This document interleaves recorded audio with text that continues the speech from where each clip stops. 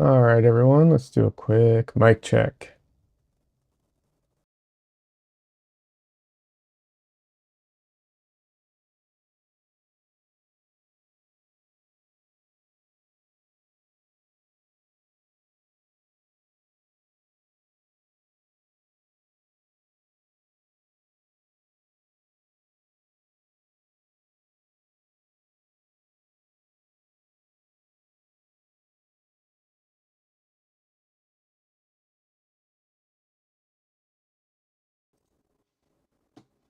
All right, that sounds good.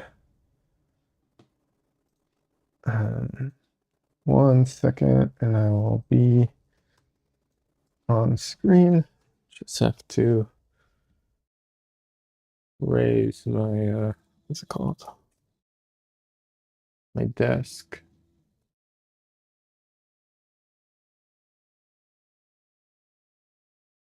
All righty.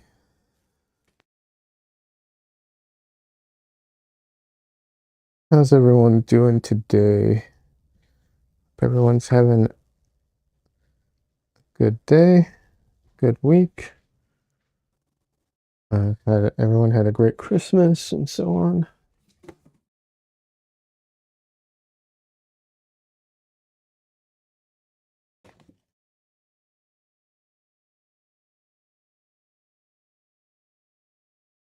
Oh, 1 second. Just knocked over some stuff.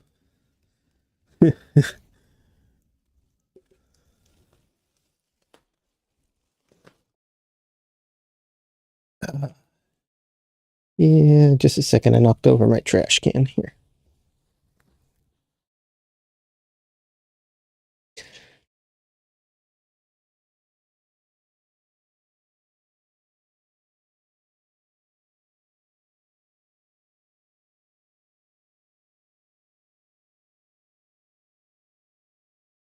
All right.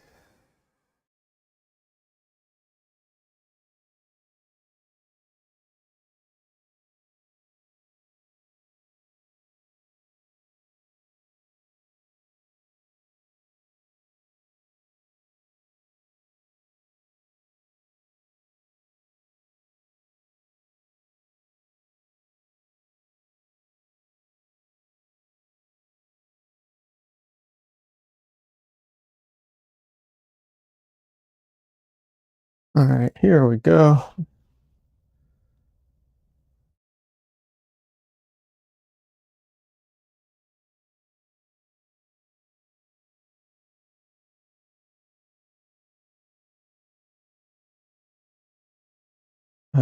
Why is oh, 1 second. My camera's not working. Um,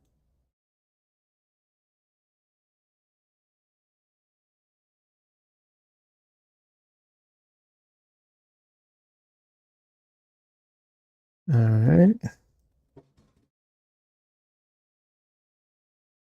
Hi, Justin. There we go. Use nothing. It's like nothing is working today.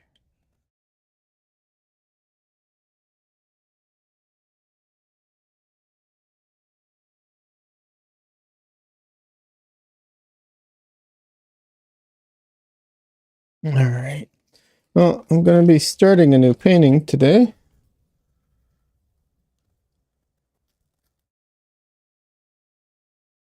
Obviously, I don't think I'll be able to finish it on stream today, but yeah, start a new painting today. And we're going to start off with Dresden here. Hey, baby boy. Oh, say hi to everybody. See, that's everybody right there. I know you don't know.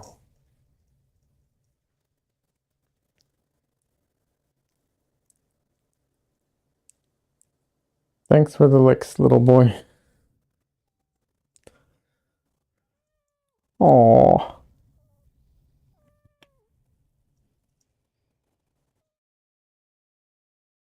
he wants to be put down so bad right now. Oh, okay.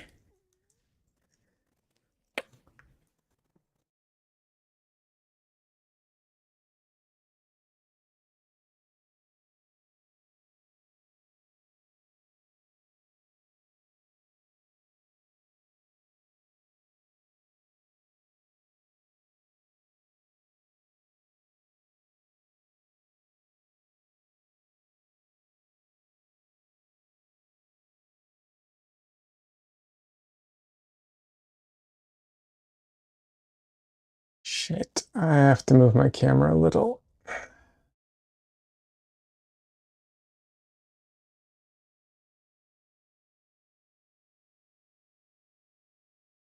All right, let me fix this real quick. Sorry, I had to do it though. I realized it was really off.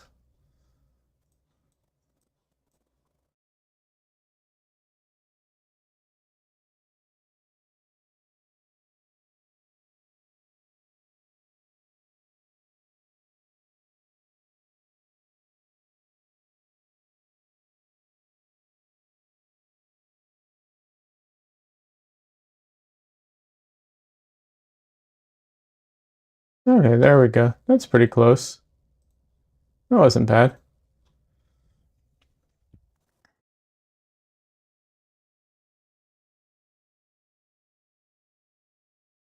So yeah, new painting today. Assuming my computer doesn't like spontaneously combust or something like that.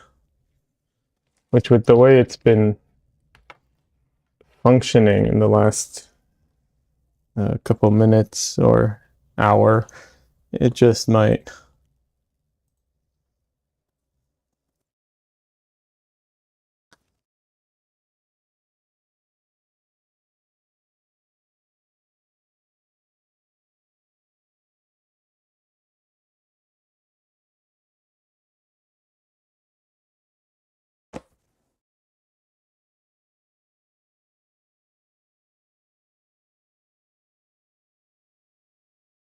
Alrighty.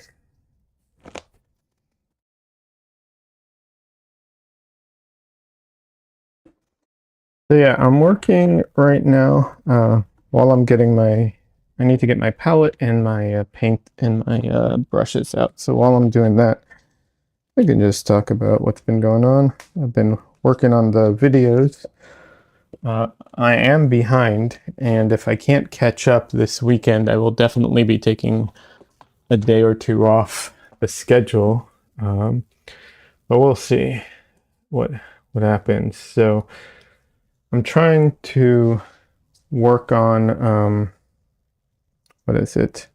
Tomorrow's video is not done, and I'll be honest, I'm not sure I'll be able to get it done in time because my computer is giving me trouble. Literally, the program, the video editing program, and the motion, what's it called?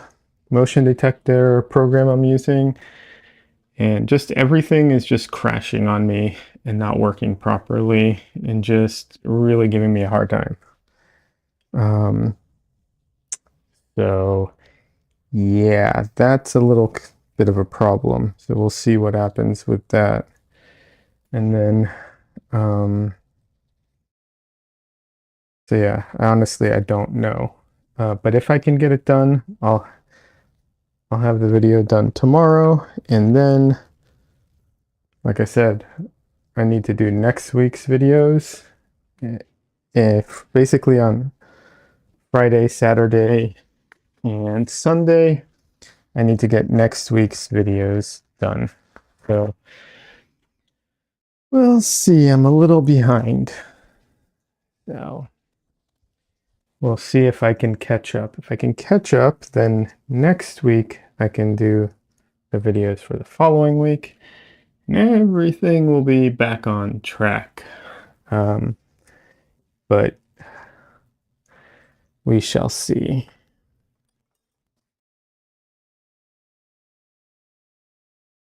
With the way the video, what's it called? The problems I'm having, I'm not horribly hopeful at the moment. Yeah. I don't know. Have been metaphorically banging my head against the my desk for like the last hour and a half or something. So I'm just so frustrated trying to get this to work that I don't know. We'll see. And there are some things I can do to work around it, but it's just It's just not going to be the same thing. But we'll see.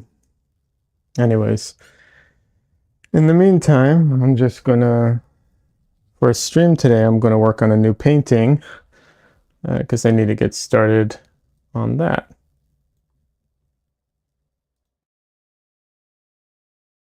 So that's what I'm going to be doing right now.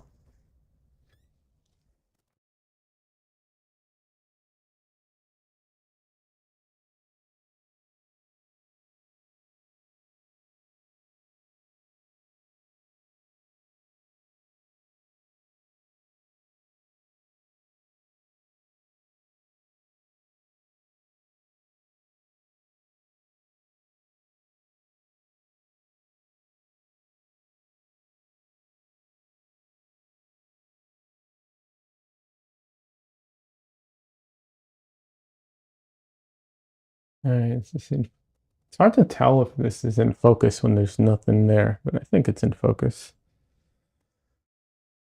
All right.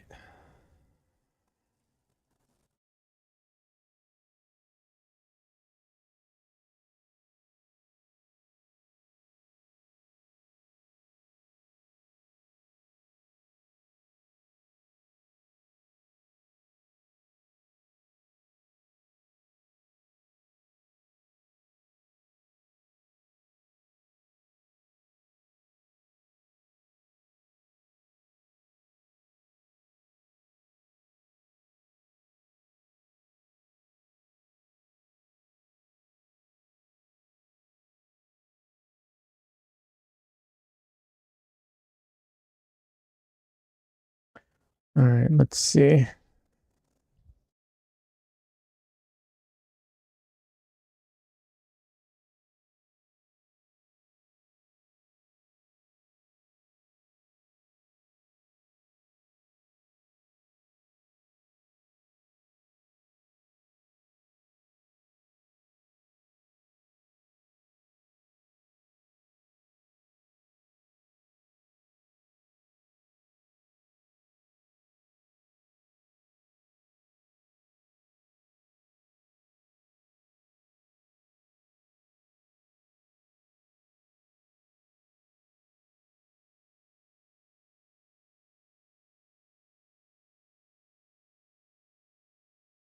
All right, so I'm going to be doing another 2 portraits for this coming week. And then after that, not that I plan on not doing any more portraits, but I'm hoping to come up with a theme for the following week that's not just so portrait heavy. So we'll see. We'll see if I can come up with something for the following week for that.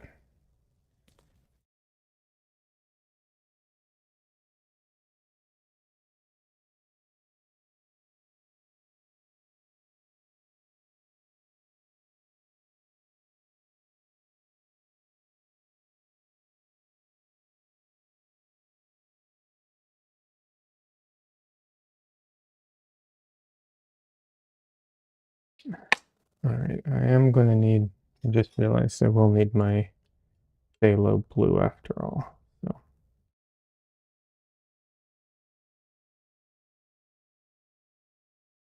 let me just clean this off real quick.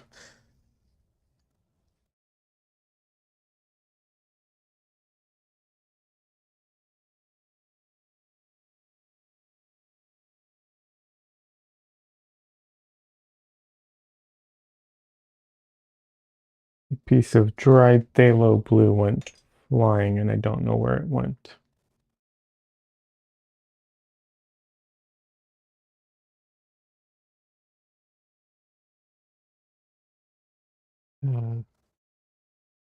I will have to go look for it later.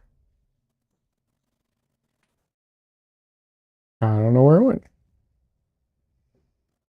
Luckily, it's dry, or mostly dry.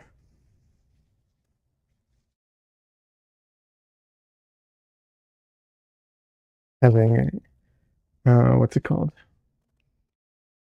I'm not crazy about the idea of having fresh phthalo out there. stuff is on and everything and goes everywhere. It's horrible. But like I said, it's mostly dry, so fingers crossed.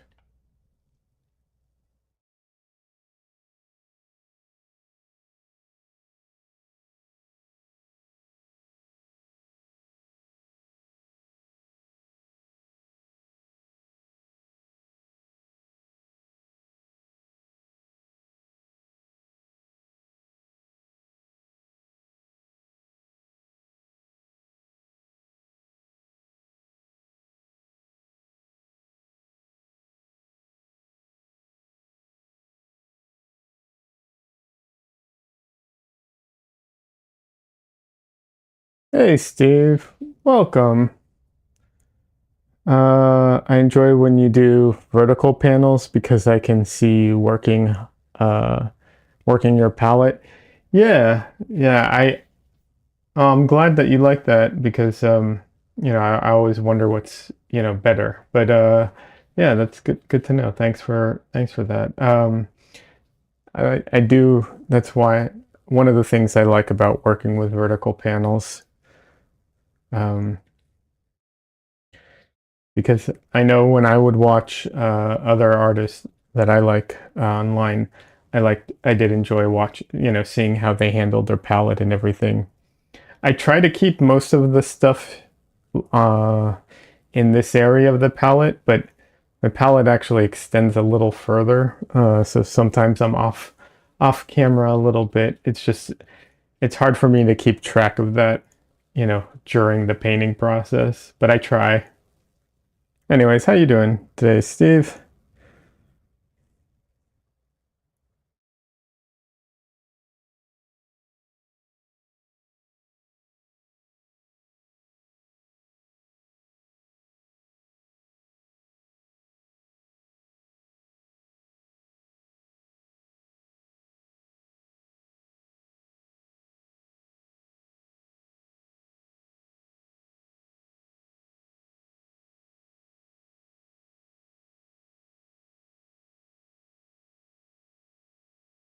I am. Uh, well, thanks. Happy holidays. Yeah, happy holidays to you too. I forget to say happy holidays. I I try to remember, but I'm not the holiday person, and I just forget about it. Like it doesn't even register sometimes. But yeah, happy holidays.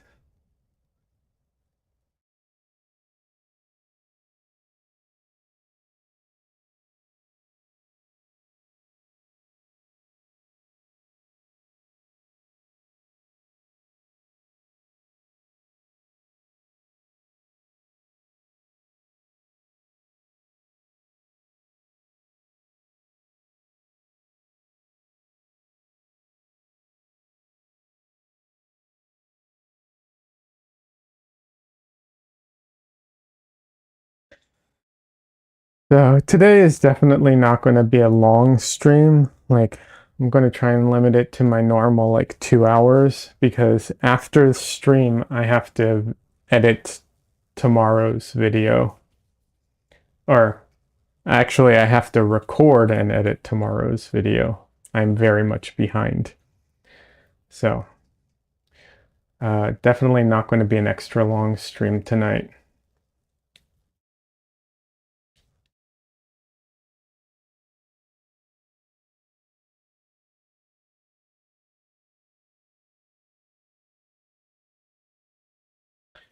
My computer and my video editing program and the other video program I'm using, all the things I'm using, all decided to not work today. So I started out today like today's stream, very frustrated because I was trying to get everything to work and like nothing was working. It's still not working. I haven't fixed it. I just gave up and said I'll deal with it later. That's about it. I was just like, okay, I have to stream. I'm just gonna like give up for now and try and get it to work later. Fingers crossed.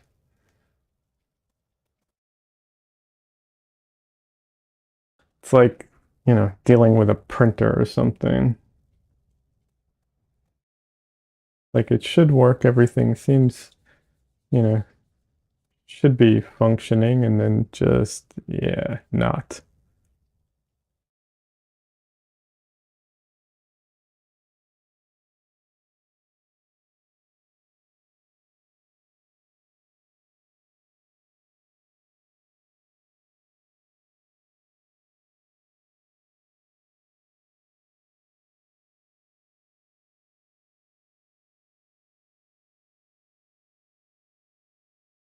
I'm actually really glad that I had to stream today because it forced me to take a break and just cool down and focus on painting, which I also have to do, and then I'll get back to it later.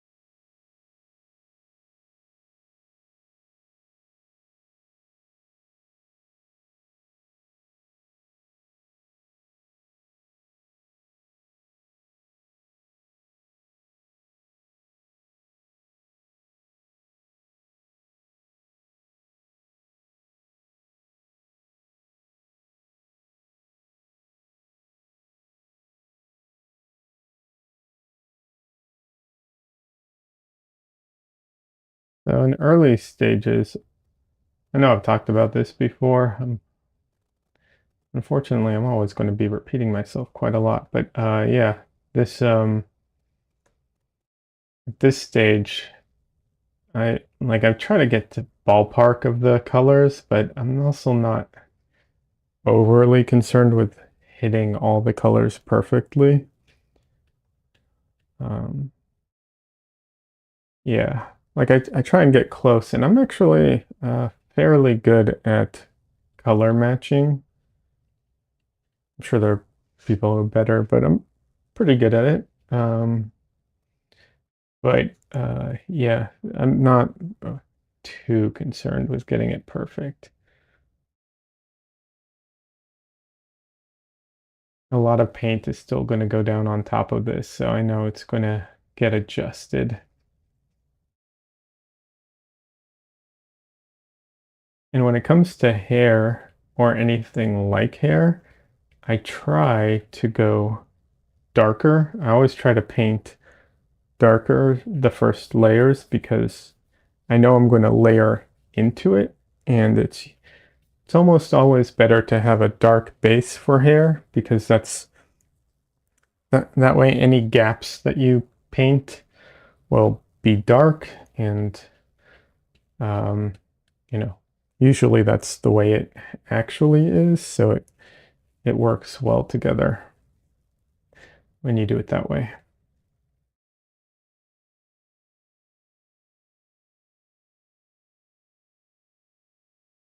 There are exceptions, of course. No rule is 100% of the time, but it is helpful.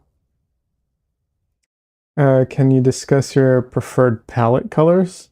Sure, absolutely. I have a very simple palette. My palette is a CMYK palette, and so it's only 5 colors. So yellow, magenta, cyan, black, and white. White is also added, even though it's not in the CMYK. But yeah, white. But it's not exactly a perfect CMYK analogy, because the like the CMYK colors that they use for printing and the oil paints, they don't function one-to-one because printing stuff the inks are transparent and they lay on top of each other, which creates more color options. And yeah, so the pigments, they just don't function perfectly. And for that reason, like my cyan isn't exactly a cyan. It's a oh, that's the wrong color for sure up there. All right. Yeah, so I use phthalo blue, which is a very dark, rich blue. And when you mix it with white and with some yellow, you can get it very, very close to cyan, but it's not a true cyan. But the reason I use phthalo blue and not cyan, which I do have a cyan color, is because the cyan color can't turn into a dark blue, whereas the phthalo blue with white can mix up to a almost identical cyan color. It's not perfect. It'll never, if you need cyan out of the tube, if you need that like rich, strong color, you're going to have to buy a tube of paint. But if you need it almost, and you don't mind it being slightly off, then yeah, the phthalo blue works. Same thing with the what's it called? With magenta. Magenta is actually what's it called? In pigment code is usually PR, which stands for pigment red 122, I think. It's either 122 or 112. I always get that mixed up. Either way, one of those. And but I use permanent rose or quinacridone rose, which is actually a violet technically. It's PV19, and it can be a violet or it can be a red. It just depends on how they make the color. But PV19 is a brighter red, and I can mix it down to a magenta with blue, but I can't mix magenta. I can't brighten it up and make it as saturated of a red as my quinacridone rose unless I add something like cadmium red, in which case that defeats the purpose. So yeah, for yellow, I'm using bismuth yellow, but you can use, there are other things. Before bismuth yellow, I was using cad yellow, cad lemon, and before that, cad yellow light. And honestly, they're not all that different from each other. I think I like bismuth yellow a little more because it mixes better. Cadmiums tend to, they're very beautiful colors, but when you mix them with white, they tend to dull up real fast. So I think I prefer bismuth yellow, but yellow's a problematic pigment. And I'm still like, I'm not sure if I'm going to find an alternative to this at some point or not, but at the moment, bismuth yellow seems to be the best option I can find. And then for black, I'm using Mars black, but you can use any other black. I like Mars black because it's a very strong black, and all my colors are very strong colors that overpower in mixes. So that's why I like Mars black. I also will not use bone black, also known as ivory black, because I don't use animal products. So yeah, so I don't use bone black. But there are other blacks other than those two. Although ivory black is as far as it functions well. It's just I refuse to use it. So yeah, so that's my palette. Now I use a very limited palette for a few reasons.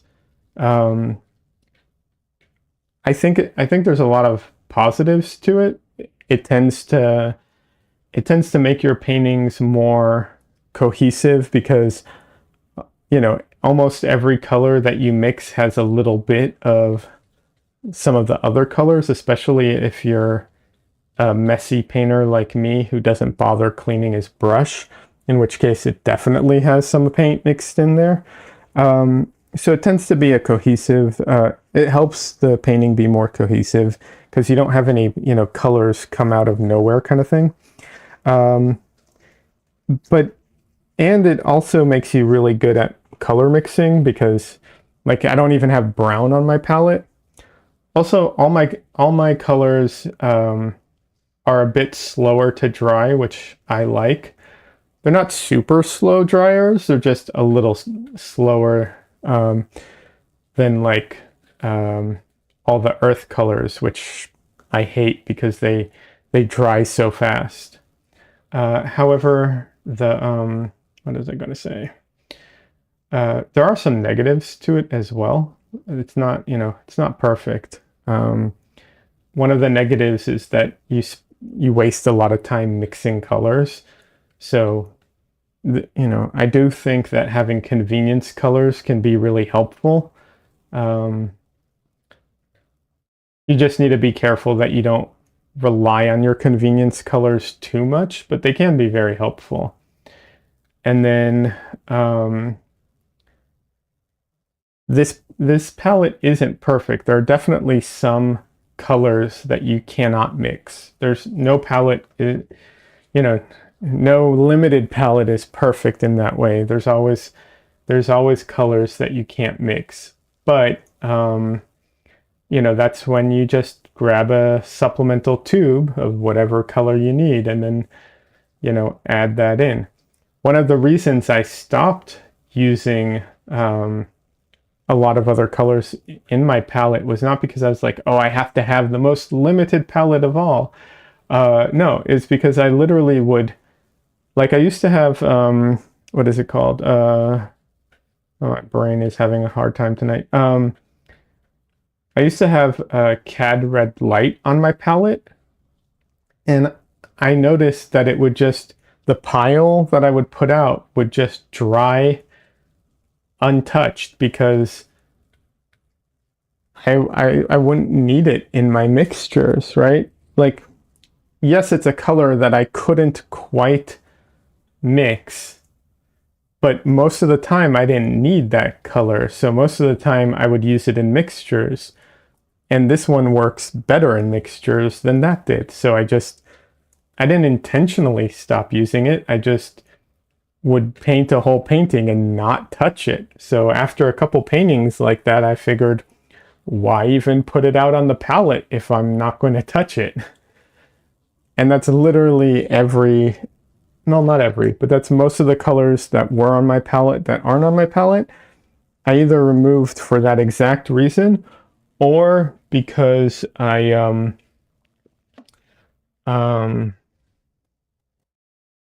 or because I hated how fast they dried. Like what's it called? Oh, all the earth tones would like raw sienna or burnt umber or whatever. All of those would drive me crazy because they would dry so fast. They would dry on my palette, even when I had them in an airtight, sealed container. They would dry by the next day, and it would drive me nuts. So I stopped using them. Like I have, for instance, I have ultramarine blue, and it is probably better at making some purples or violets than what's it called, phthalo blue, but not by much. And other than that, other than at the very, very edges, my palette basically can do all of that. So that's why I use this palette. But not having convenience colors is annoying.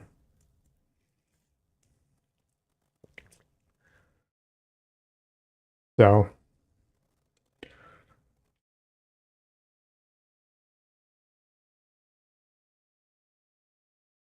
but yeah, if you have any more specific questions about my palette, you're welcome to ask. Um, I don't mind talking about it at all.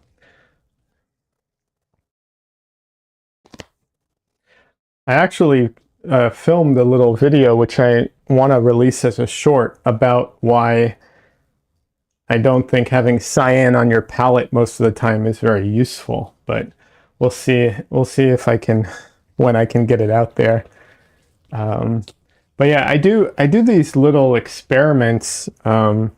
I do these little paint experiments. Like I have this one right here where I mix colors. This I wiped off, but I do these experiments where I mix specific colors, trying to match colors or trying to see how far I can push a particular pigment and so on. To experiment. Uh, Personally, I know some people some people have palettes that are like 12 colors or whatever, and there's absolutely nothing wrong with that. I would just like struggle to use all of those. I that's my problem. If I had like 12 colors out, I would just be like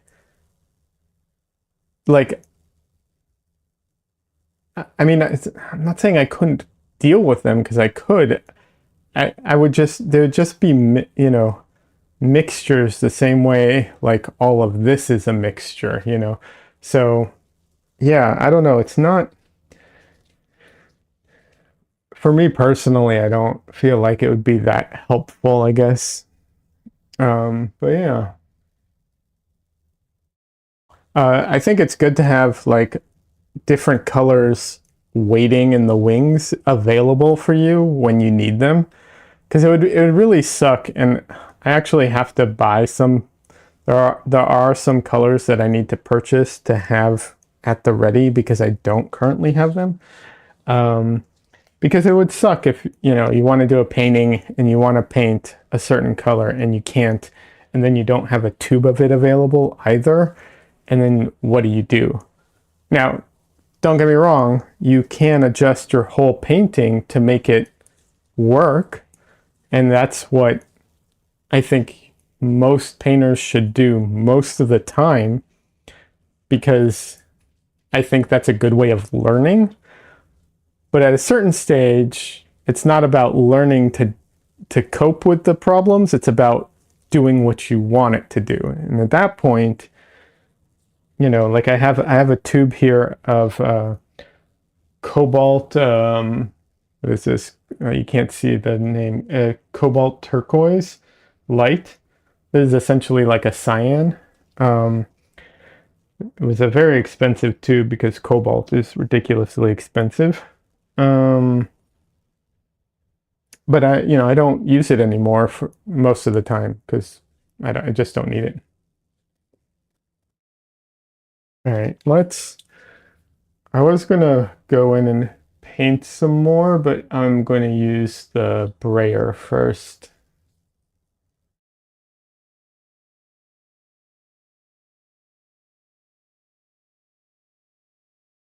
Because she needs a lot of work.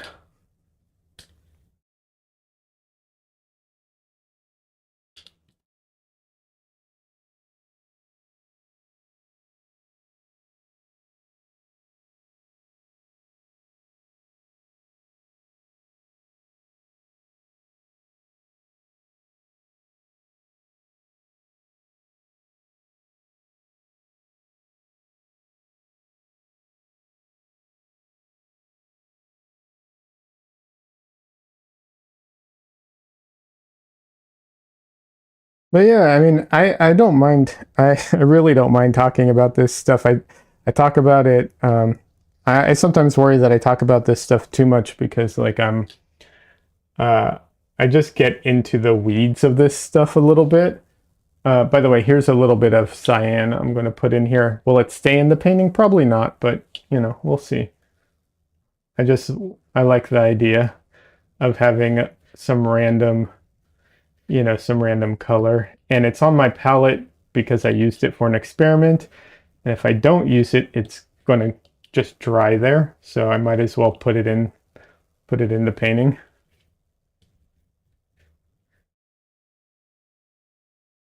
Um, but yeah, like I've been obsessively looking into different yellow colors because I'm not sure if this yellow is like I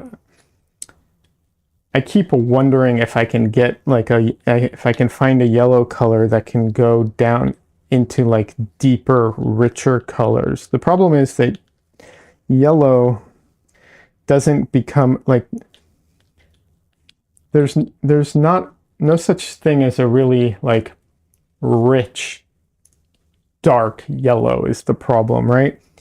And um it starts going into orange or green, you know, one or the other. Like it kind of veers off, or it desaturates and goes kind of green or brown, which is also, you know, orange or or green basically. So yeah, so I've been looking at different yellow pigments, but I thought I'd found possibly a good yellow. One I have never used before, but looked promising, which was Indian yellow. But Indian yellow actually has a lot of problems because there are two versions of Indian yellow. And this is what I mean by like I really get into it, right? But there are two versions of Indian yellow. They both use the same pigment code. There's also other Indian yellows that use different pigments, but the traditional one or the good one basically uses I think it's PY85 if I'm not mistaken.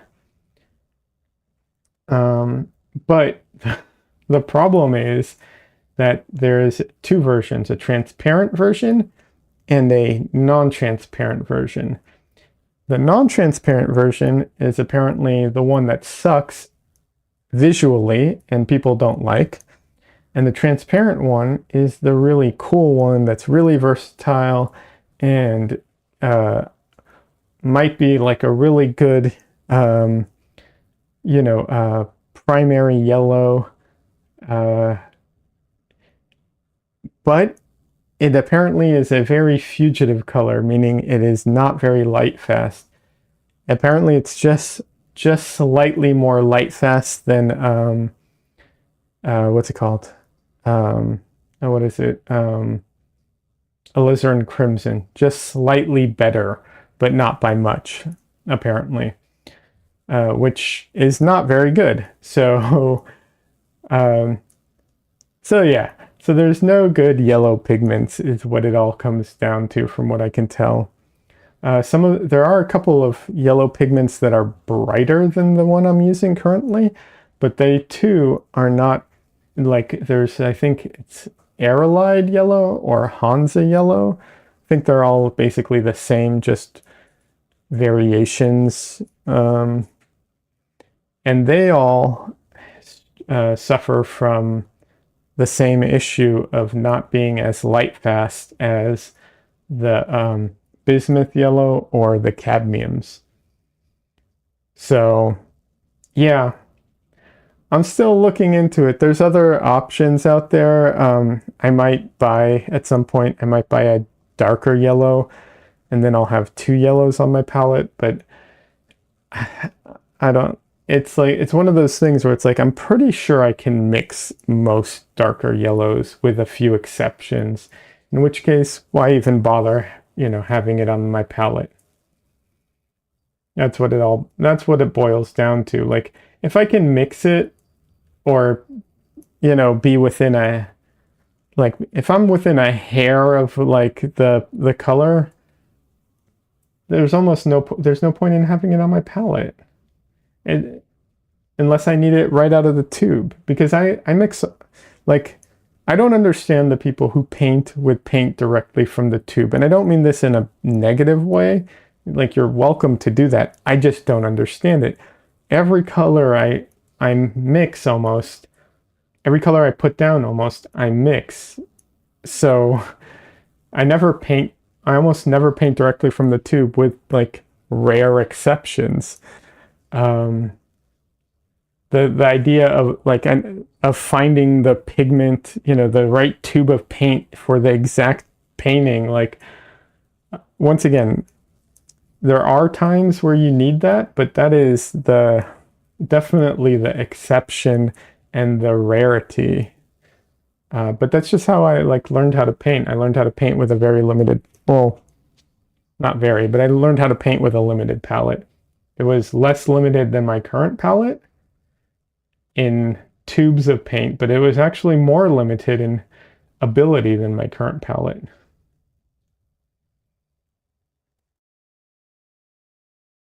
So yeah, that's the thing, right? Like, a lot of students learn with a very traditional palette, and it's like, what is it?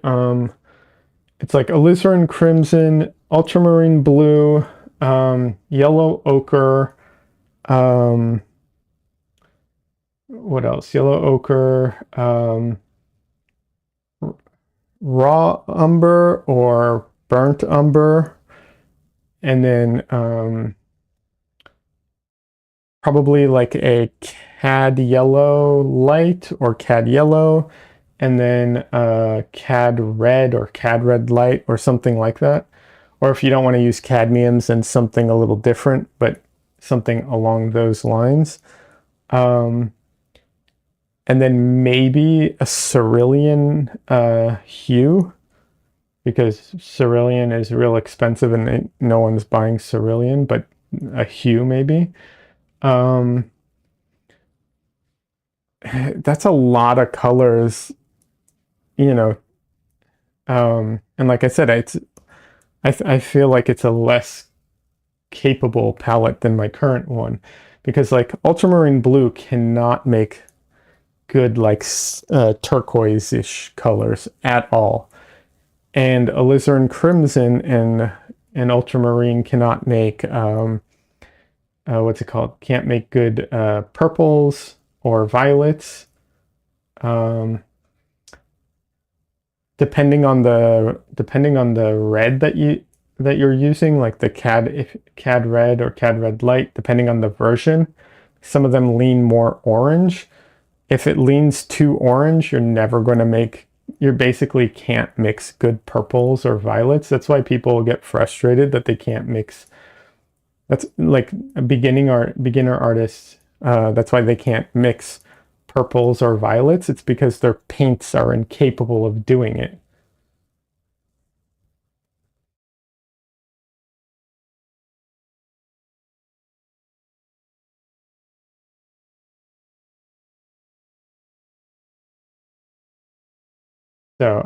In a lot of ways, I feel like my palette's actually way more capable than the ones that people start off with usually. However, it's a lot harder to control. Um, you really have to be, um, what's it called? You know, delicate with it. Anything that has phthalo, any palette that has phthalo blue in it, you have to be careful with it, because that color just likes to infect and take over everything. You really have to be cautious with it. It's actually so bad that some what's it called? Some paints, they actually add white into it to tone it down preemptively. I don't think that's a good thing, because I want full strength, but they add white or other fillers to like tone it down, because it's so overpowering otherwise.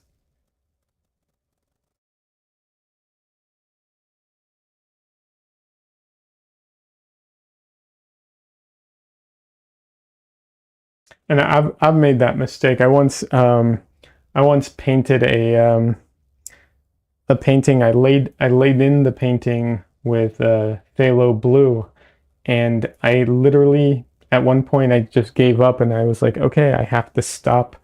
I have to stop working on this painting until it dries because I can't put down a single color without it turning blue. Like I'd put down white, it'd turn into a light blue. I'd put down yellow, it'd turn into a green.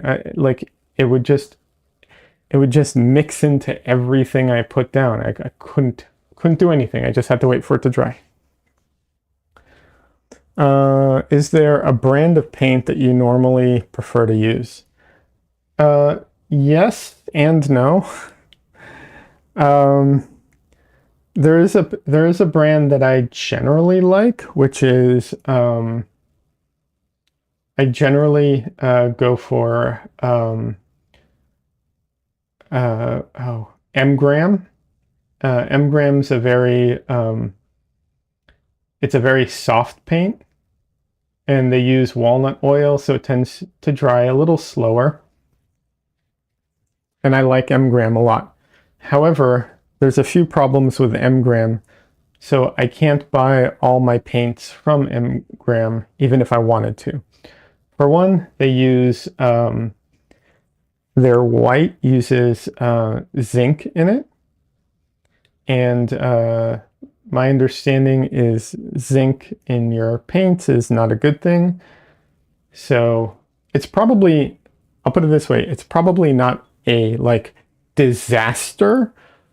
However, everything I've read has made me come to the conclusion that if I'm going to be spending money on paint, I shouldn't spend money on paint that has zinc in it. So I don't buy white from them anymore because their white has zinc in it. So I can't buy their white.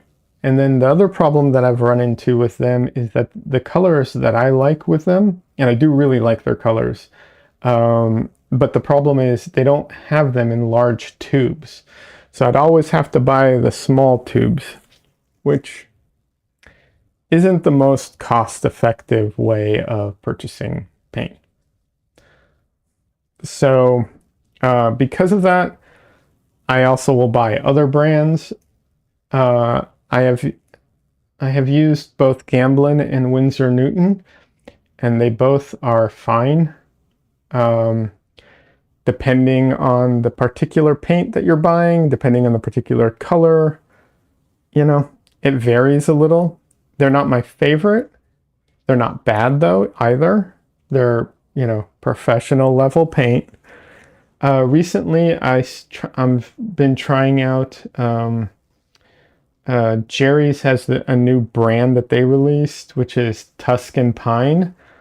I tried their white. It doesn't have zinc in it. It's very soft and creamy, and I like it. I don't know about their other colors yet. All I've tried is their white, and I've liked it. So that's all I have to say about that. I don't know more. Hey, Lost Pixel, welcome. And then I've tried what's that other brand? It's owned by Golden, Williamsburg. I've used some of their paints. It's been a bit of a mixed bag. They're also a little pricey, and it's been, like I said, a little bit of a mixed bag. And then there's a few other brands I want to try, but I haven't. And then there's some student grade paints which I've tried, but those, those are not. I don't have anything good to say about them. Hey, Lost Pixel, welcome. How you doing? Yeah, it's been a while. Good to see you, man.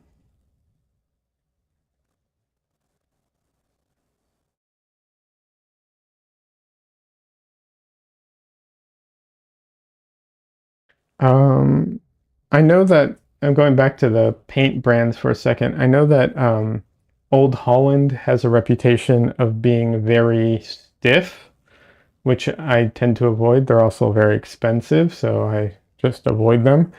And then Michael Harding has a really good reputation, but once again, they're kind of expensive. Um, and who else? Oh, I won't buy. What's it called? Jerry's Artorama has a brand that they carry. What is it called? Um, oh, I can't remember the name of the brand. I'm blanking on it, but that brand in America is, I think, exclusively carried by Jerry's Artorama. But that brand has beeswax in the paint, which is supposed to help it dry faster. But I won't buy it because it has beeswax in it. Hey, Lost Pixel. Lost Pixel says, I've been meaning to reach out to you. I've just been insanely busy, been working about 72 to 75 hour each week. That's crazy, man. Sorry to hear that. I hope it, calms down a bit. Yeah. I was just, it's funny that you came on today because I was losing my mind about an hour ago, getting frustrated with my computer because the the like it the software, the video editing software, and the motion detection software, something wasn't working the way it was supposed to, and so I don't know why, because I'd already used it a bunch and it worked fine, but then today when I used it, suddenly it wasn't working properly, and it didn't transfer all the numbers properly or something. I don't know what the problem is, but it was driving me nuts, and unrelated, but the program was crashing all the time, so I was just losing my mind. Anyways, it's funny because you stopped by today, but it's also, not a rush or anything. I was just computer problems drive me crazy. I don't know if you're that way, but I can lose my mind sometimes with computer problems, not just problems. Just drives me nuts. Probably only going to get rougher over the next few weeks. Hope after that to have a little time, but not going to hold my breath. Oh, damn, I'm sorry to hear that. I hope it does, hopefully. But hopefully, despite it being rough, it's hopefully a good thing too, because sometimes, despite things being rough, and super busy, I know it can be a positive too. So hopefully it's bittersweet kind of thing. Most person says, I look at them as problems to solve and usually enjoy them. Oh, computer problems? No. Yeah, I don't. It just drives. Well, here's the thing. It's if it were a project I was working on, where that's what my goal was to figure out the computer stuff, that would be fine. But usually it's just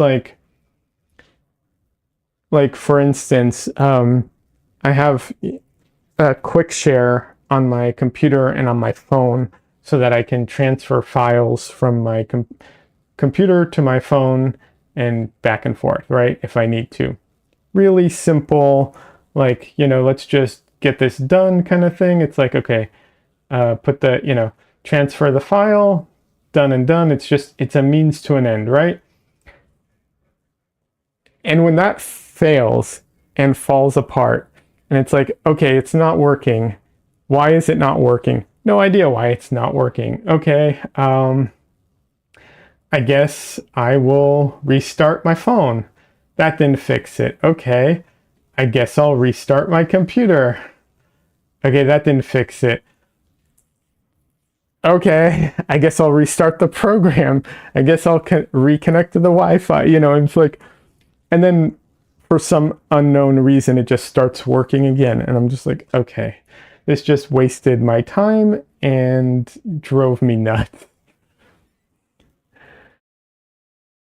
Lost Pixel says, but I did want you to know I hadn't forgotten about working on that stuff, just been busier than I thought I would be. Hey, no worries. And I really appreciate it. For anyone who doesn't know, Lost Pixel has helped me with my video editing workflow, I guess, like with the programs that I've been using to try and make things you know, like function and work better, and save me a lot of time overall.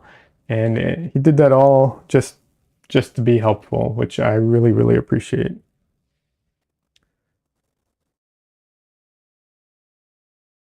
He started to message me yesterday on Discord, but got pulled away before I could. And no worries, I totally understand. I know what it's like to be super busy like that. I get it, but trust me, I do appreciate all your help. I really do. So, um, no worries.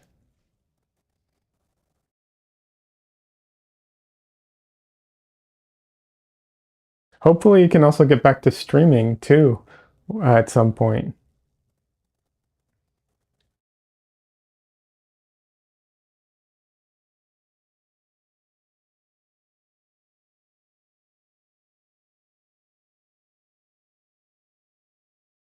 Lost Pixel was also doing 3D sculpting and stuff, streaming it, which is cool.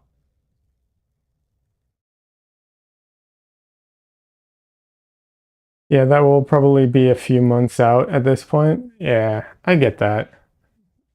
I'm sorry to hear that, but I know how it is sometimes.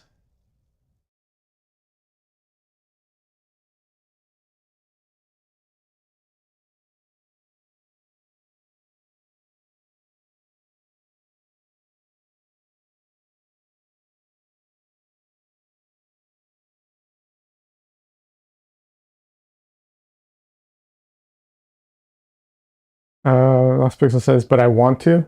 That's good. I'm glad, it's good to have something to look forward to in that manner, for sure. Oh, Steve, by the way, something that just popped into my mind. I did try water mixable oils at one point, and I always say that I can't really give water mixable oils, like I can't give it a proper review because the ones that I used they were the hands down like the cheapest paint you can buy. So aside from the fact that I don't entirely understand the purpose of water mixable oils, if you use them correctly, um, maybe for travel, I guess they kind of make sense. But regardless, if you're gonna go the water mixable oil route, just don't buy the cheapest brand you can. I will say that. I don't recommend that. Probably don't recommend that on anything when it comes to oil paints. Um, yeah.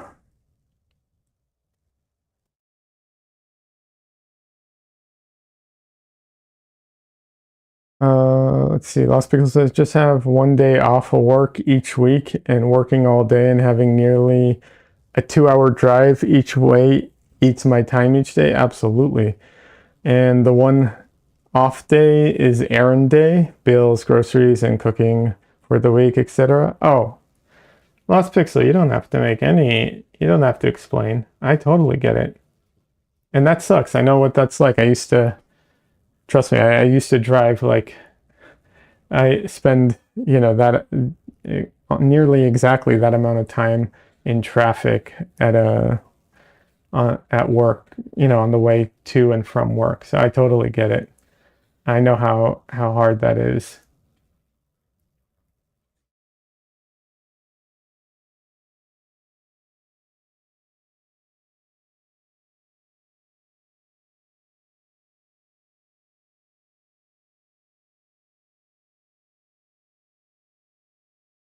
So yeah, I don't clean my brush in solvent when I'm in between like colors. So a lot of times regardless of how much I wipe it off, it's still pretty dirty. And you know, I can mix it with white and get a like a gray or a um, you know, dull tone. And sometimes, not always, but sometimes that's actually very helpful because, you know, most of the colors, unless you're painting something that's very, very bright and very, very saturated, most of the time you need to dull down, or rather, I should say, I need to dull down my colors because my palette is too bright for most things. So, yeah, having that is often very useful. You do have to be careful uh, if you don't want your whole painting to be just, you know, all gray, but it can be helpful to have it. Let's see. Lost Pixel says 12 to 13-hour shifts each day as well. I've been busy, buckaroo, lol. That sounds insane. That sounds crazy, man. I hope you can take a break at some point, take a small vacation or something to, you know, recharge after all of this, because that sounds insane.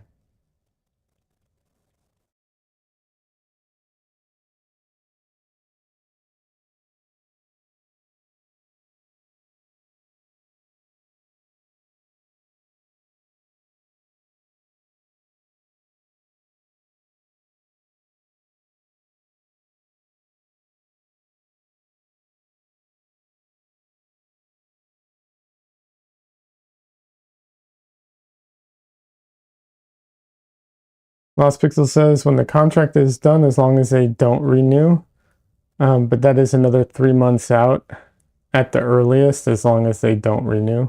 Okay. Well, I hope for you that they, I don't know, whatever you want. If you want them to renew, I hope they renew, but otherwise, I hope you get a break. I feel like you need a break regardless.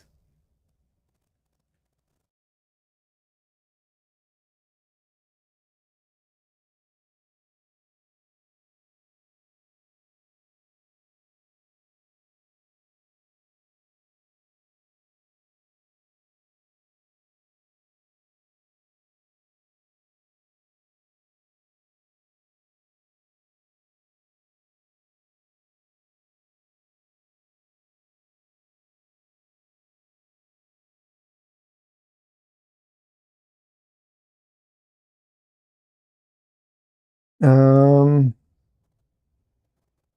money, Lost Pixel says money is useful.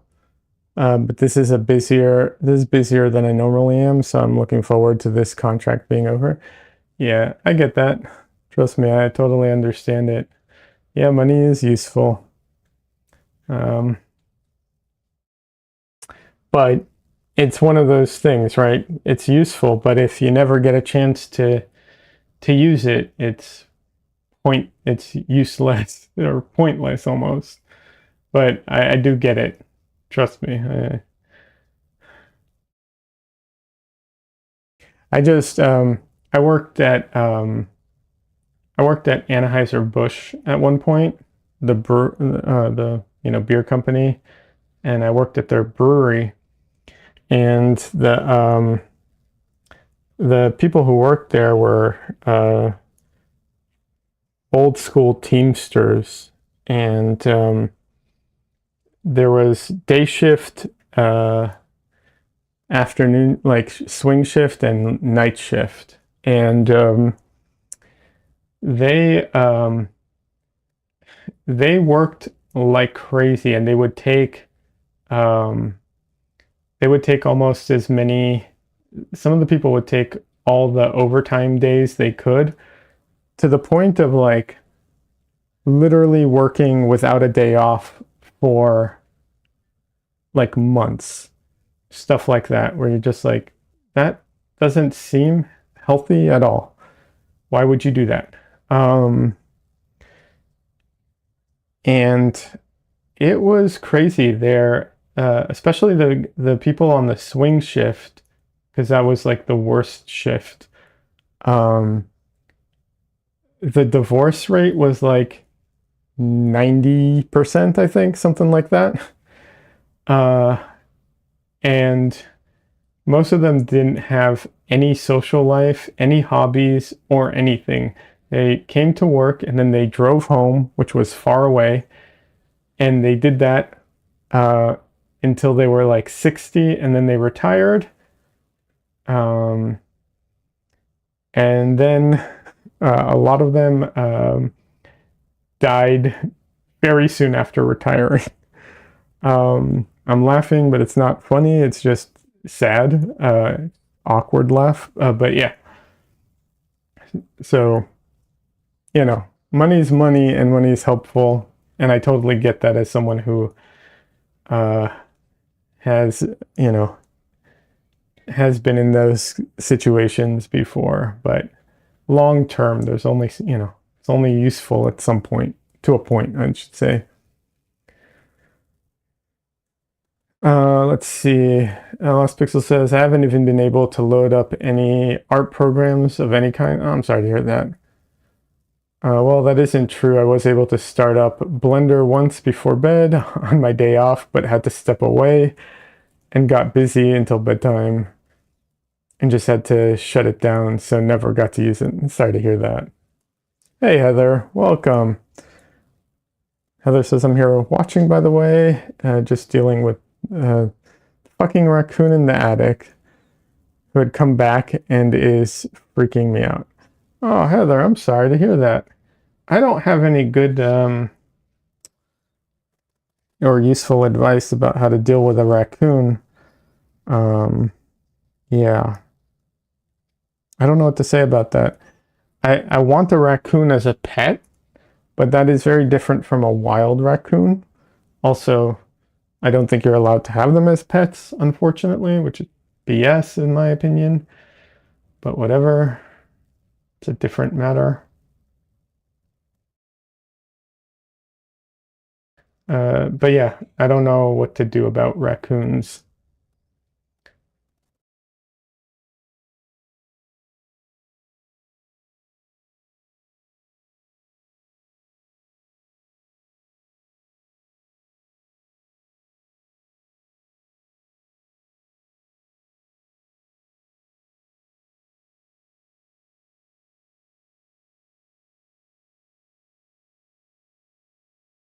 Lost Pixel says, but I have had a couple of days for the holidays where I wasn't crazy busy with this stuff, but just dealing with other stuff. But I go back to it starting tomorrow. Well, I'm glad you got a couple days off for the holidays, at least, at a bare minimum.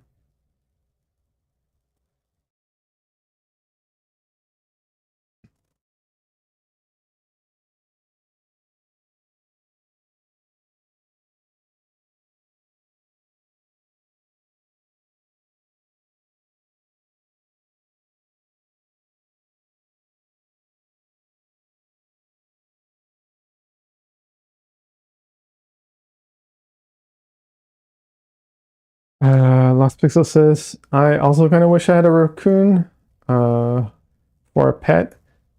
I did used to feed a wild one a lot when I was younger, but I had no delusions that it was a pet, just a wild animal I fed. Yeah. I've just seen a bunch of videos on online of people that have them as pets, and they look so cute. And they're like, they're like I said, they're people pets, so they look nice. They're all cute and cuddly, and they also, they look adorable. And yeah, I mean, don't get me wrong. I know they can do some damage, and they can be wild animals, but I don't know. They just look cute. Oh, it doesn't go much deeper than that. They look adorable.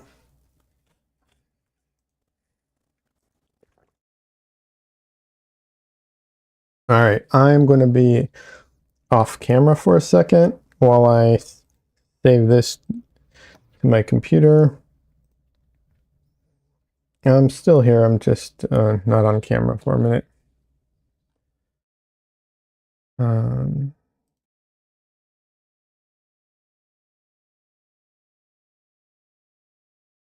I once came up on a raccoon in my when I was in LA. It was like drinking out of the pool. It was late at night, and I walked over and almost walked like I was walking by the pool, not to the pool, but I didn't notice it until suddenly it was there, and I was just like, oh. And it, like got up on its back legs and like looked. I think I freaked it out a little, and so I just like casually backed up away from it because I'm like, I don't want to scare the raccoon. I'm just trying to. I'll just go around. It's all right, little guy. Also, I know that wild ones are, they can have rabies and stuff like that in theory. In theory.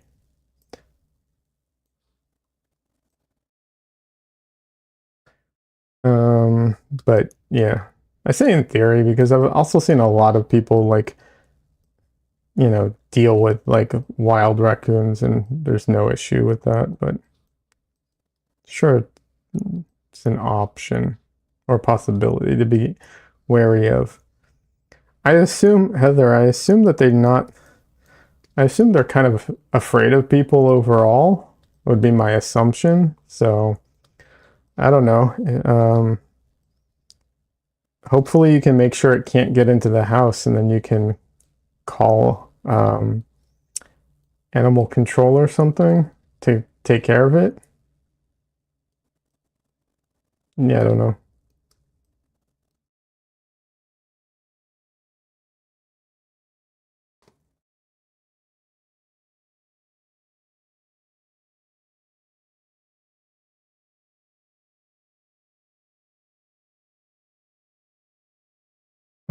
Let's see. Lost Pixel says the other week a lady had an opossum stuffed in her jacket at the store I stopped at for groceries. Oh, I don't know. I don't know why they're called opossums or if they're called possums. I just call them possums. I don't know why. Like, I don't get why they have like two different types of names, but whatever. Possums are adorable. They're weird looking, but they're adorable. The O is silent. I've heard it. I've heard people not have it be silent. So, you know, whatever. Either way, they're adorable. We had one, um, not just one. We had a couple. I'm trying to think. One of the apartment buildings we were at, we had a possum, uh, which was like living in our like in the building yard area. Oh, at a different building, we had a skunk living around outside. They're so cute. I wish they didn't spray people. I would totally want to have a skunk as a pet.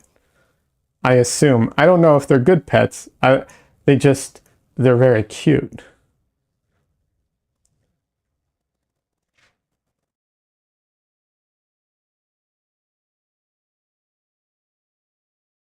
Lost Pixel says some people say buffet and not buffets.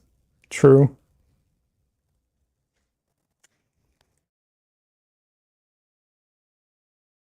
But yeah, we used to have a skunk around one of the buildings we lived at because like the the area in between the apartments was like open. Um, and then it would be like a building of a couple apartments and then an open area kind of thing. The hallways basically were outdoors, is what I'm trying to say. Anyways, yeah, and I'd come in or go out, and every once in a while, and I'd just see the skunk running, the little thing running around, and I just I'd stop for a minute and let it go because I'm not trying to scare it or anything. I'm just trying to um, it did spray a couple of times outside, like we smelled it, but it wasn't too bad because it wasn't like directly on us or anything. It was just we were indoors and then we could smell it a little bit or something. But they look so cute.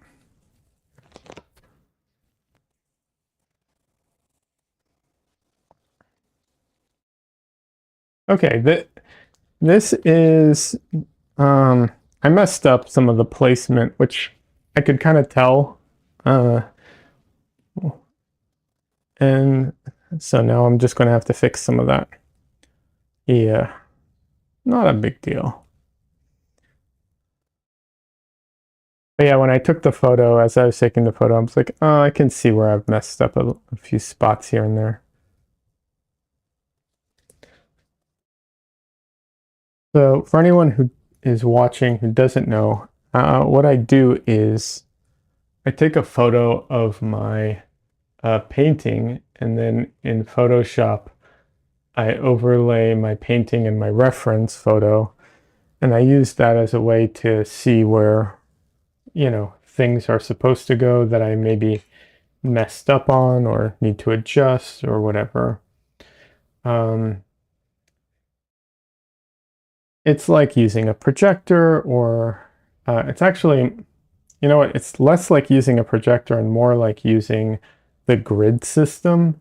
But unlike the grid system, where you paint over the grid, here I can go back to it whenever I need. So in that sense, it's kind of like a projector, but it's not exactly like a projector, because a projector would be projecting on what I'm working on right now. And obviously this doesn't do that. So yeah,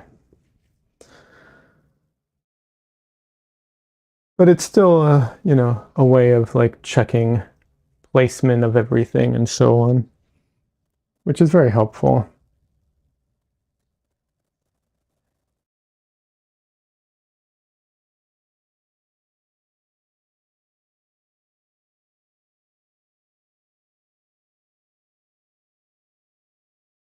There are some problems with it though. You like when you're doing this, because I use a filter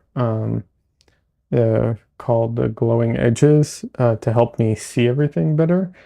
It means that um, I can't actually see the colors of the real painting. So it kind of separates my painting process into sections a little bit, but you know, it's still very helpful.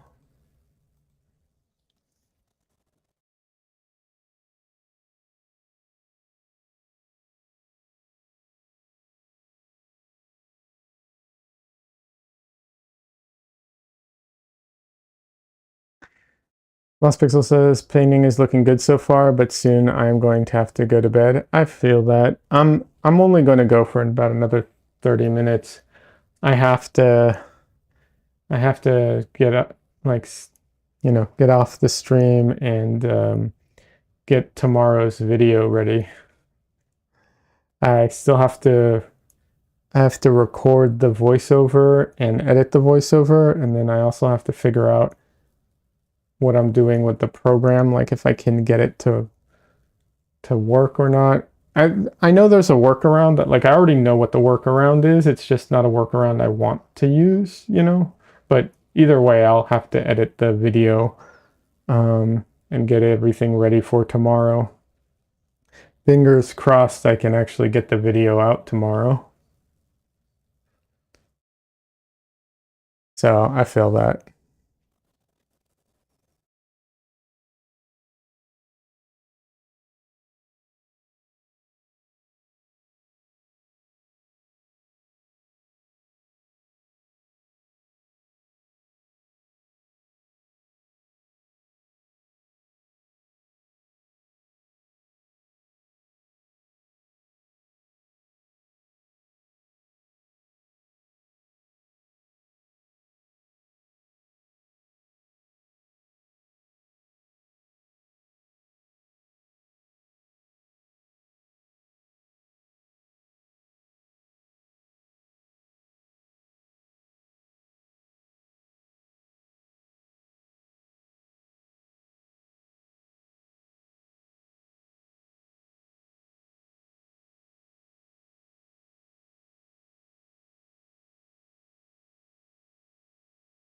But thank you for stopping by, Lost Pixel. I do appreciate it. It's always good to hear from you.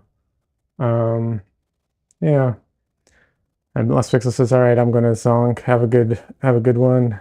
nice getting to talk to you for a few. Yeah, man, it's definitely been great talking to you. Like I said, thanks for stopping by. I appreciate it. You know, and take care of yourself while you're, you know, burning the candle like that. And hopefully, I'll talk to you soon when you have a little more time.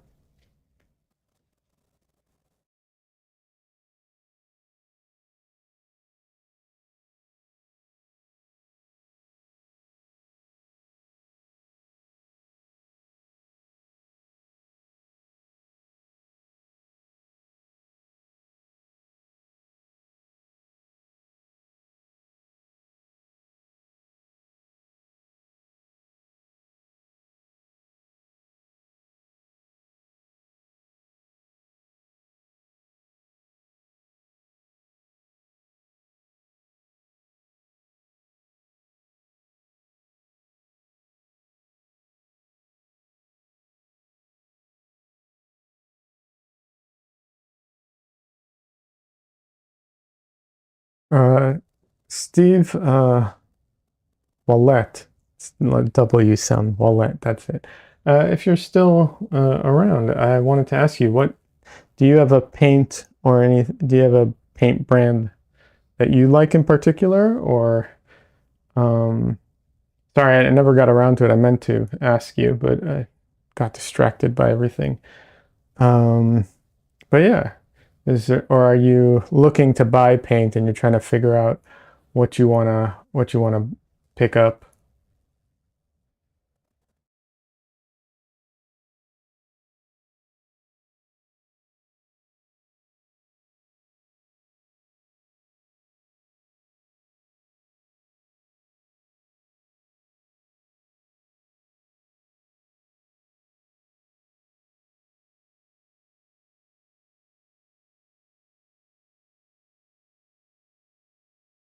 Heather says, watching you paint makes me want to paint as well. I get that. Oh, Lost Pickle says, okay, later, later. Yeah. Oh, hopefully it won't be as long until I can reach out. Okay, later, later. Yeah, no worries, Lost Pixel.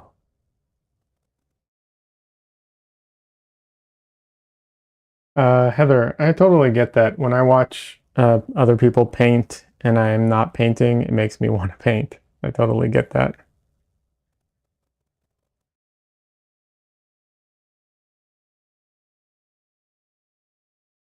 Steve says, I really haven't started yet. I find it fascinating and would like to start soon. Limited to photography so far. I mean, photography is awesome. I've been getting into photography a little lately because I want to be able to take my own photo references. So I've been getting into photography a bit. Yeah, photography is great. I mean, I prefer to paint, but I'm not nothing against it. Um, yeah, I agree with Heather. So relaxing to watch. Yeah, I feel that. I'm glad. But yeah, um,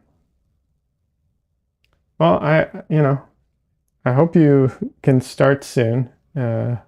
Let me know when you do. I'd love to see what you do. And you know, if you haven't painted in a long time or haven't really gotten into it before, if it doesn't start off, immediately great, or if in the beginning things are a little frustrating, give it time.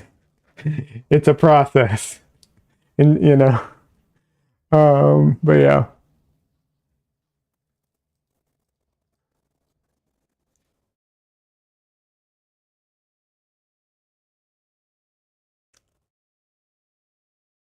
Not to sound discouraging, just I've had that personally. I've been that person who was like, I'm just going to dive in, and then I dive in, and the first thing I do is just a hot mess, and I'm just like, oh well, maybe I should just not have dived in ever. Like, no, no, don't be that person.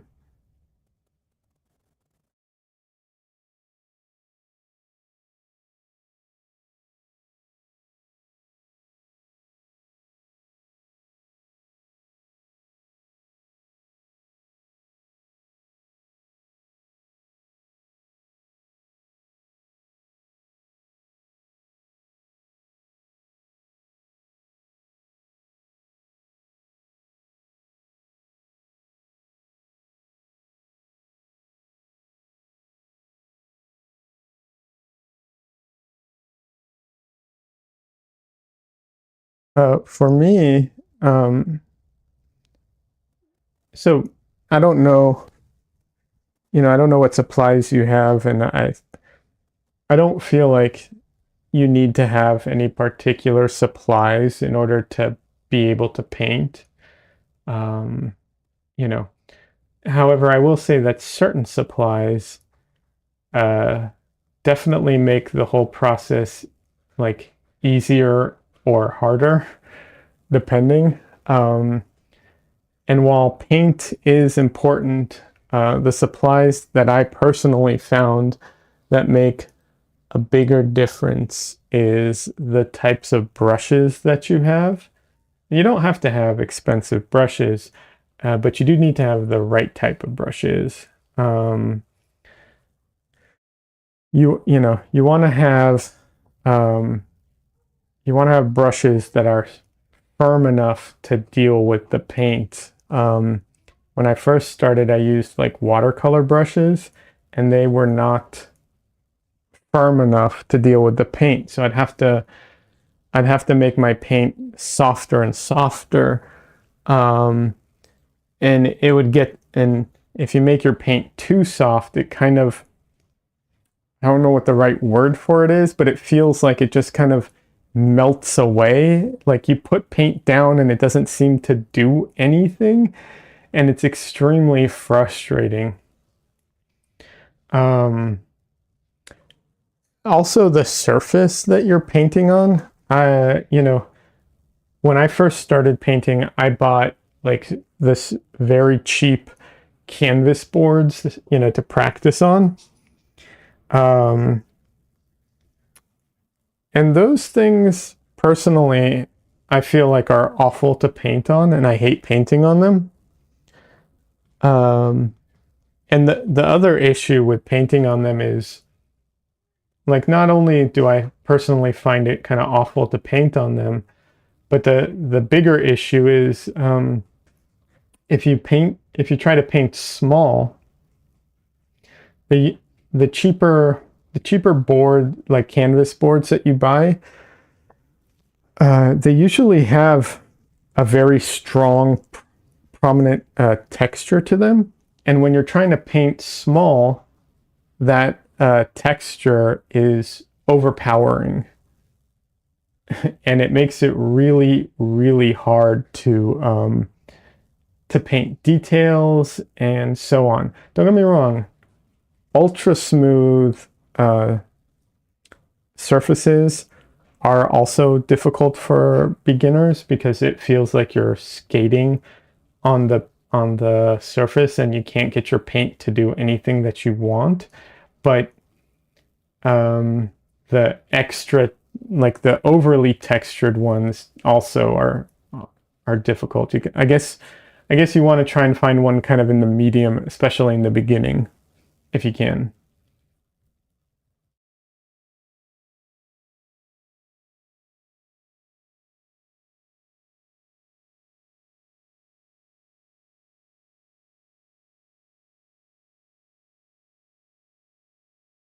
So,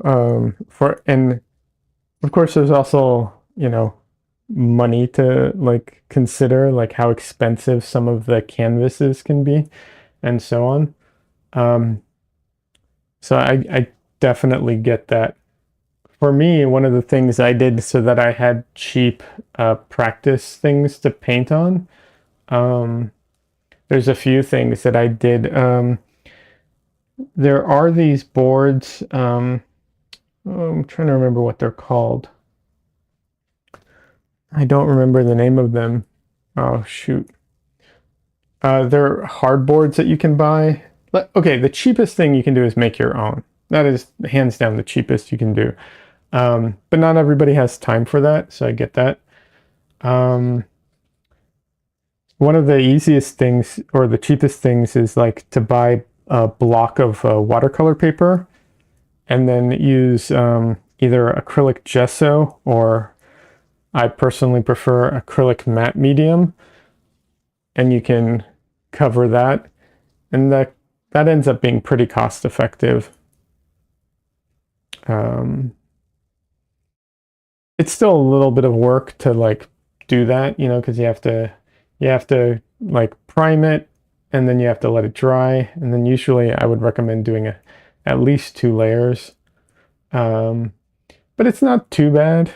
It's one of the easier like ones to deal with, honestly. Um, but yeah, Ampersand has good like pre-made boards.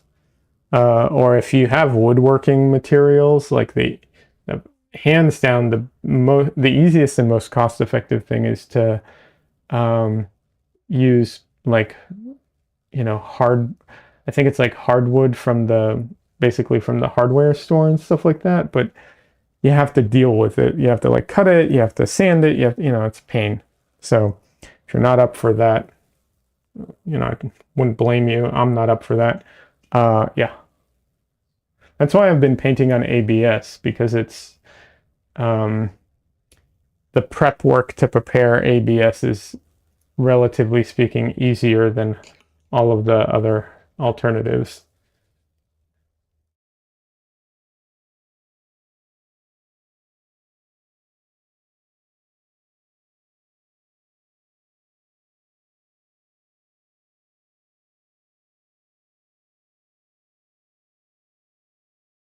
But yeah, the brushes were a big thing, getting the right brushes.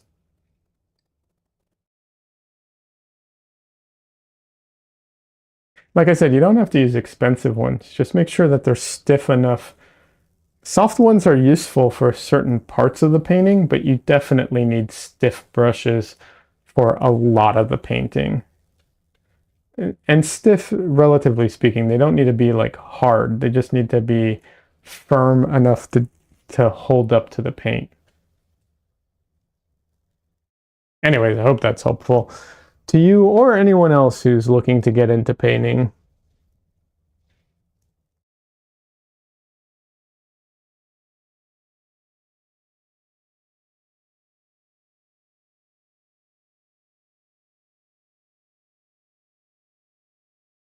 Dresden, baby.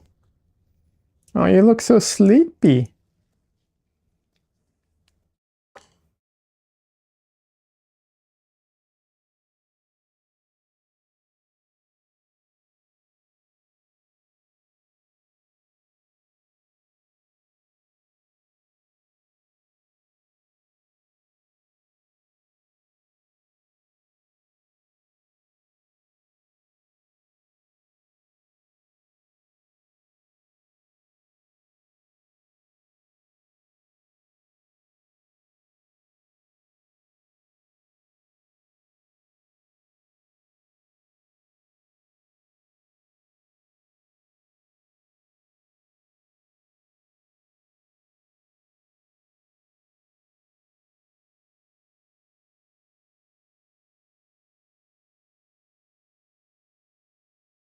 So of course she's wearing glasses. Can't get away from these people who wear glasses in photos. Oh.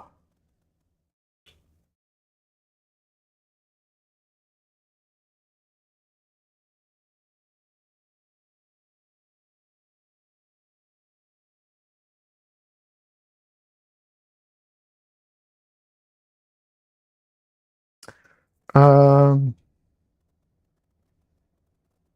what is the ABS panel like? I think plastic when I think ABS. It is plastic. That's exactly what it is. ABS is plastic. Yeah, that's in the wrong spot.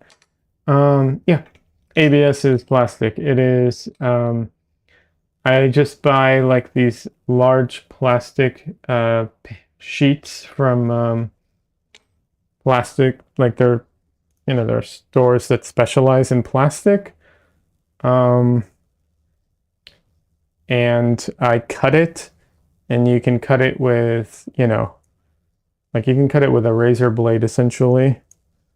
Um, and then I sand it with a, what is it called? A circular sander or a orbital sander or whatever it's called. Um, yeah. And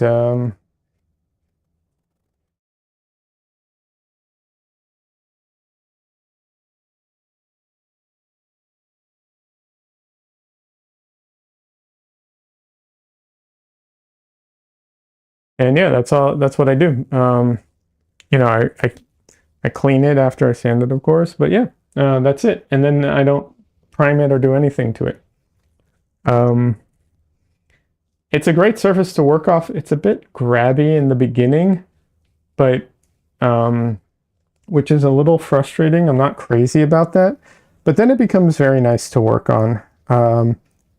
It's hard for me to say. I like really smooth surfaces, so it might be a little too smooth for some people.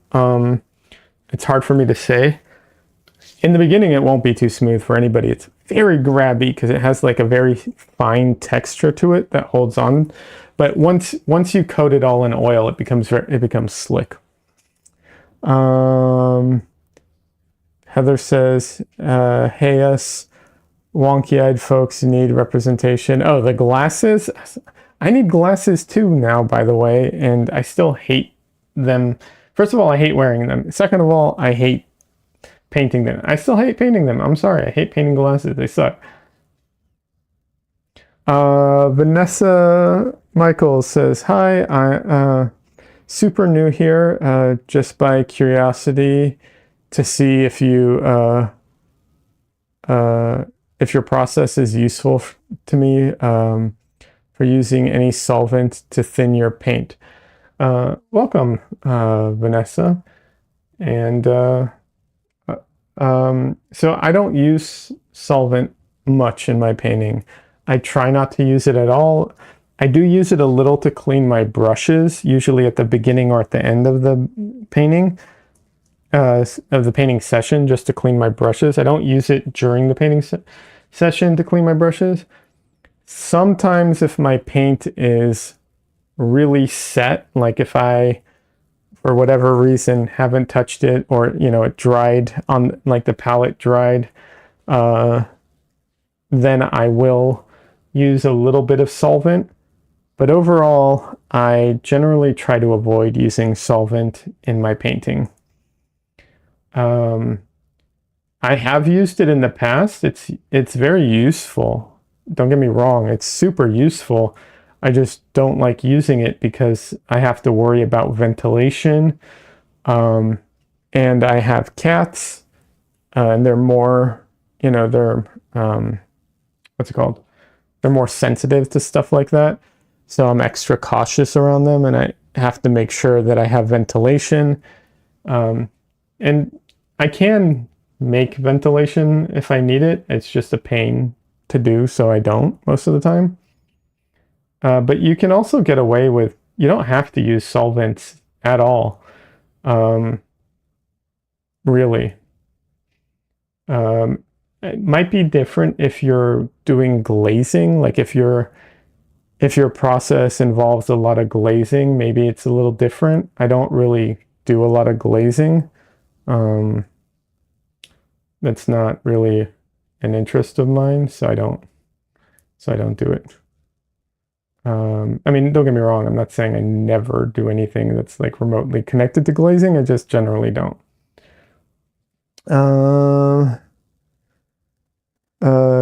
Vanessa says, "Nice, really happy to hear." Yeah. Yeah, you really don't have to use solvents at all. Like I said, they are useful. And there are certain stages, there are certain parts of the painting process where it's like you could replace solvents with certain oils, but like one of the replacements of solvent is like safflower oil. Like a lot of people use safflower oil to clean their brushes, or walnut oil, which is great, but they're expensive compared to the solvent. And the solvent, once you clean your brush in the solvent, the paint, settles to the bottom, so you can keep reusing it. With the oils, you can't keep reusing them as much, and eventually you have to replace the, like they get too dirty, and you basically have to replace them. that, so it's a little more of a pain basically to do that. I don't really clean my brushes while I'm painting. Um, yeah, I don't like I generally don't even clean my brushes while I paint. I wipe them off, but that's not the same as cleaning, obviously. And when I'm done painting, I will wipe them off, dip them into solvent to clean them a little, and then I put them in a tub of I put the brushes into a tub of mineral oil to keep them wet.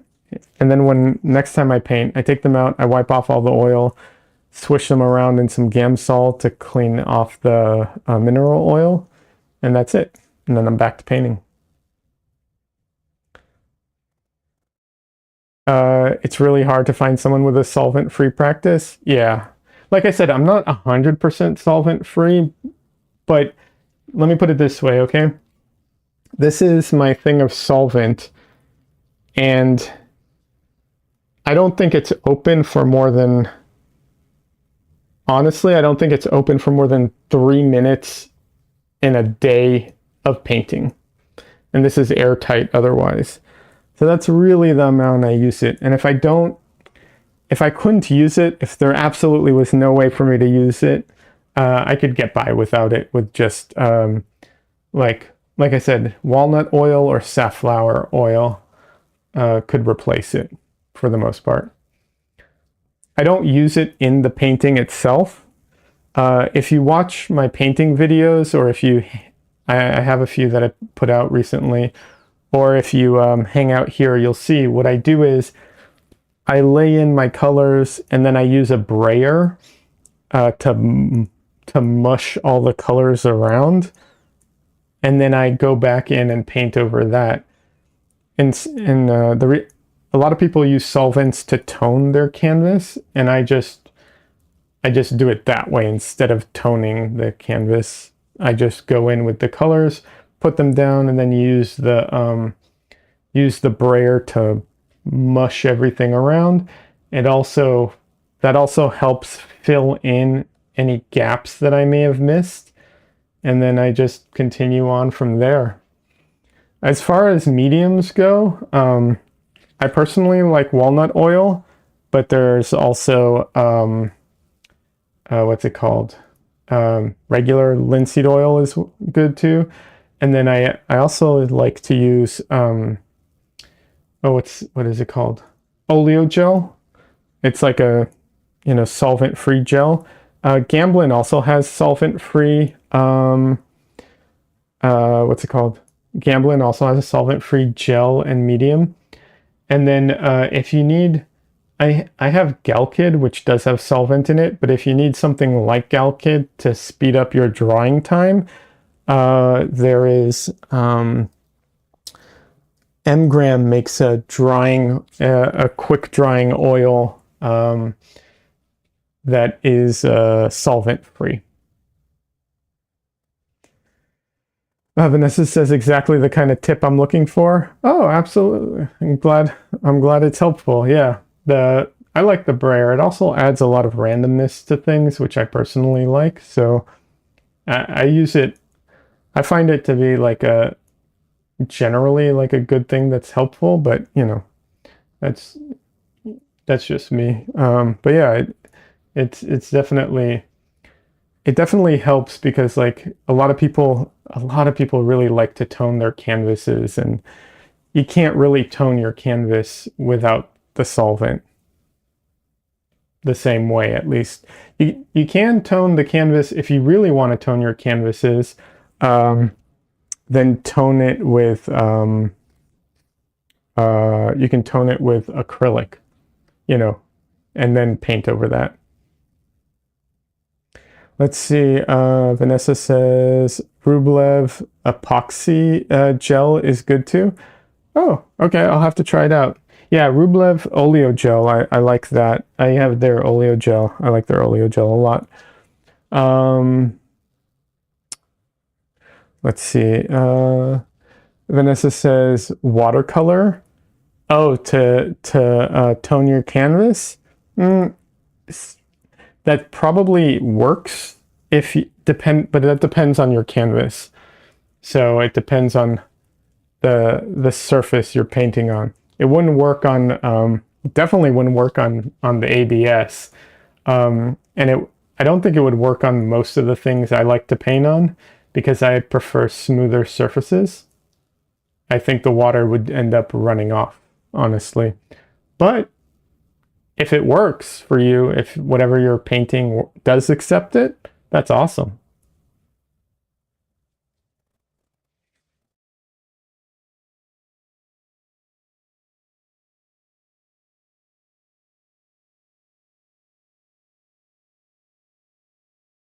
Tone or underpainting, yes, you need it to be a bit absorbency. Yes, exactly.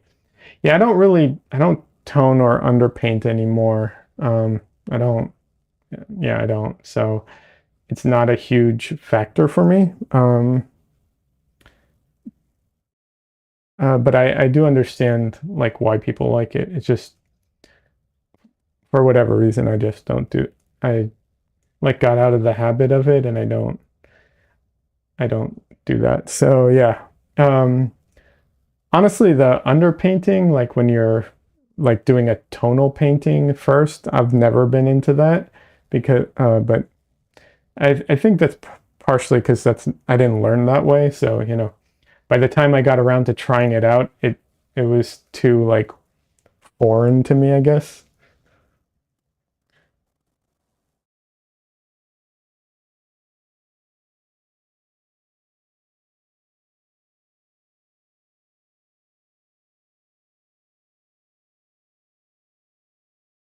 But yeah, Rublev has a lot of good products. By the way, if you, I assume you're, well, obviously you're an artist. If you would like to share your Instagram, you can share your Instagram name. You can't share a link. It won't work. But you can share your name without specify without the at, because if you put the at symbol, it will probably the auto mod will probably catch you and then like not let it through. But yeah, you're welcome to share your Instagram if you'd like.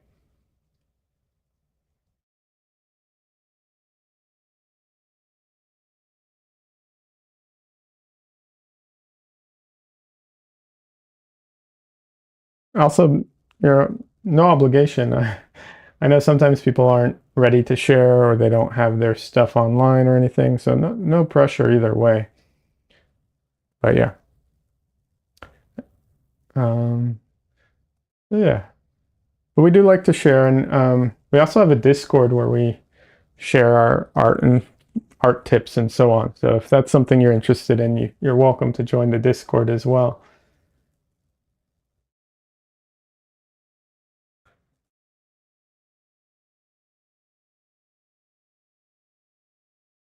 No Instagram, just a new Facebook profile. Might do an Instagram one day. Fair enough.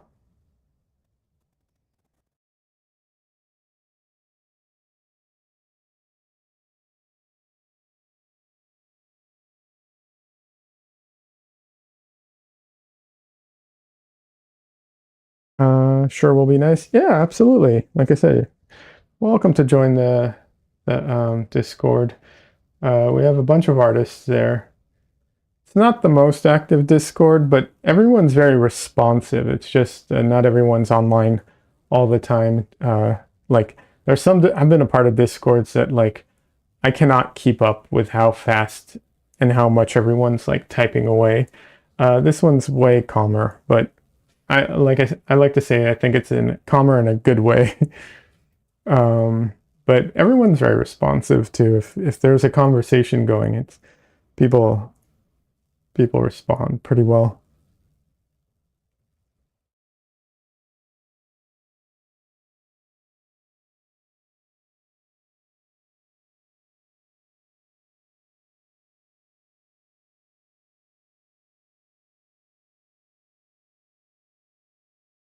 Yeah, one of the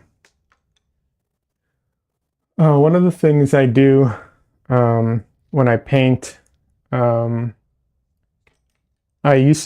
have the wipeout tool. It's just a tool with like rubber tips to it. And I used to use this to draw into the paint, but I ran into some problems a couple times when I couldn't get back to the painting in time and it dried that way. And then I had all these ridges of the drawing in there, and I had to either like spackle over them or scratch them out to like smooth off the paint. So now I still use the wipeout tool a lot, but I don't use it to draw like that anymore unless I know for sure I'm going to finish the painting or I'm going to paint over all those areas in that sitting. But yeah. Yeah. Let's see. Okay, it's mostly in focus. Alrighty. Well, I am going to be calling this stream, I'm going to call it a night for this stream. Dresden's going to say goodnight to all of you. Hi, little boy. I know you were sleeping. I know.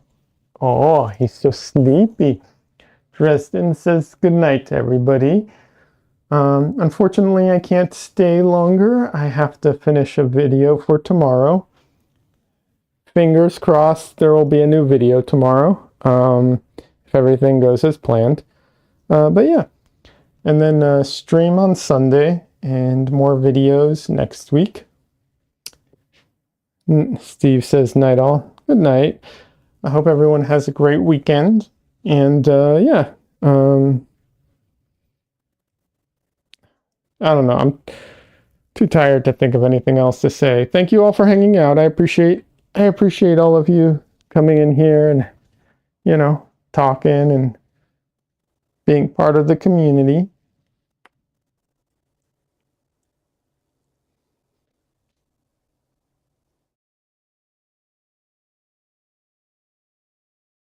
All right. Good night, everyone. Sorry, I was just getting distracted petting Dresden. Heather says good night. Liad and Dresden. Good night. Vanessa says good night. Nice discovery. Oh, awesome. I'm glad you stopped by.